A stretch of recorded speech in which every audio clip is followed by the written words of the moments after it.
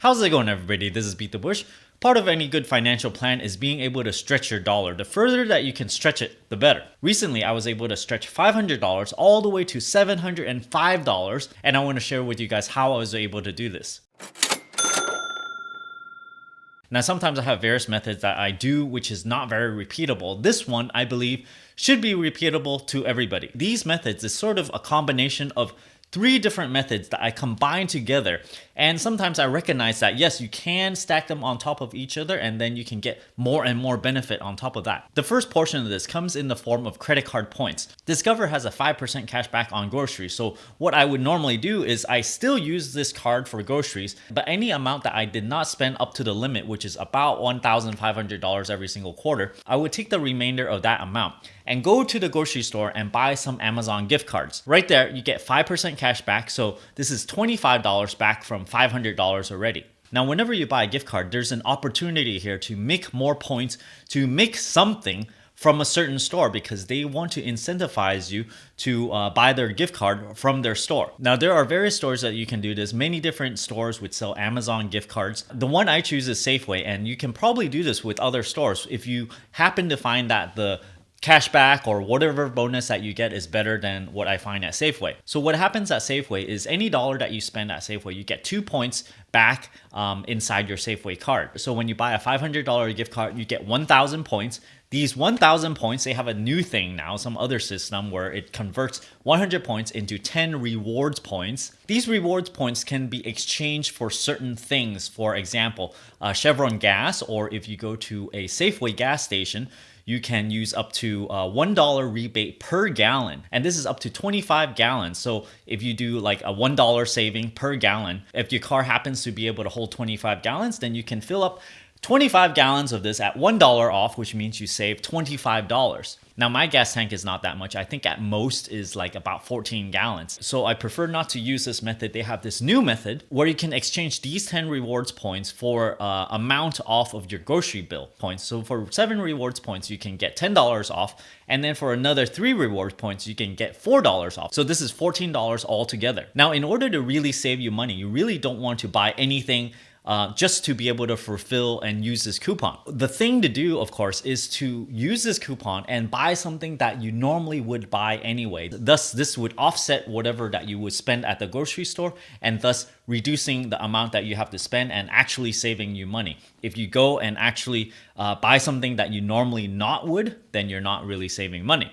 So far, $25 from the Discover thing is 5%. Another $14 from the Safeway thing is roughly another 3%. So 8% back already. So let me show you the stuff I got from Safeway and kind of show you how to shop in order to take advantage of these coupons maximally. Here are the stuff that I was gonna buy anyway. A pack of butter for $3.99. Now, these coupons are normally going to be in increments of dollars, so you cannot use that coupon if you just buy only this. Like any kind of online shopping, you can use a filler, and the easiest thing that you can buy at a supermarket as a filler is, well, you can buy 1 almond, but that would be really annoying to the cashier. So I buy 1 banana. 1 banana, this is about 25 cents. And if you don't want to annoy the cashier by buying such little items, you can actually do the self-checkout with just 2 items like this. So $3.99 plus another quarter, you end up using this $4 coupon and you pay about 24 cents for this. Eggs, this was $3.99. Of course, I think these are a little bit overpriced. So in the end, it might round out to be 2%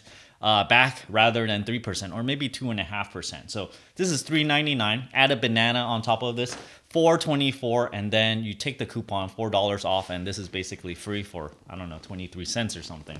Now, I got some smoked salmon. This was $4.99, so I used a $5 coupon. $5 plus 4 plus 4, this is about $13. I know I said 14 because I didn't redeem the $7 coupon instead. I went through the cashier one time and somehow there was a delay between me using the app to clip the coupon and them seeing it on their system. So then I panicked and then I clicked the $4 coupon because I thought I needed to redeem it again. And then, this whole messed up thing. Anyway, when you go try to do it, redeem it for the highest coupon possible because you get more advantages that way. So I have to say, whenever I go to a grocery store, Sometimes it's really hard for me to buy anything if they do not have a lot of fresh seafood or fresh food. This, it turns out, it's fish and stuff, but when I look closer at the ingredients, there's actually a lot of preservatives. So this is certainly, I'm not gonna get this the next time around. So far it's pretty neat, right? I'm sure you have a lot of things to buy on Amazon, so you just get an Amazon gift card and then you just load it onto your Amazon account and just let it sit there until you have something that you need to buy.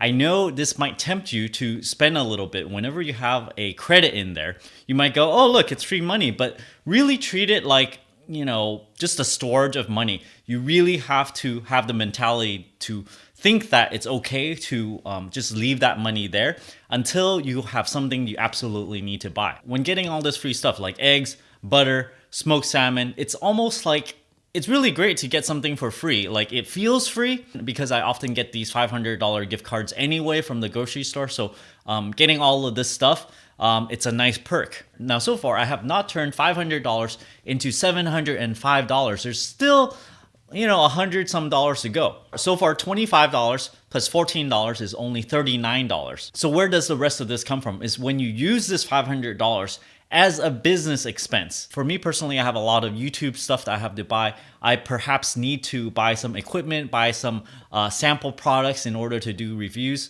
All of this I funnel through the Amazon gift card. So these things get expensed. Whatever amount of money that I earn on YouTube, this expense amount gets subtracted from it. So therefore, I'm not paying any taxes on this amount. So in order to have $500 worth of stuff that you buy, you actually need to earn $667, assuming you're in the 25% tax bracket. Now, of course, this stuff is not, you know, personal items, okay? These are legitimate business expenses. However, when you have your life so intertwined with YouTube or your business, you could basically think of it as an expense, sort of for yourself, sort of not, because when it's equipment that you use for your job, it's kind of almost the same thing. So it really depends if you can merge the two enough in order to call it a business expense. Now, from my understanding of people that are wealthy, they almost always have their own small business. So if you're looking to, you know, really stretch your dollar, this is one really, really good way to do it.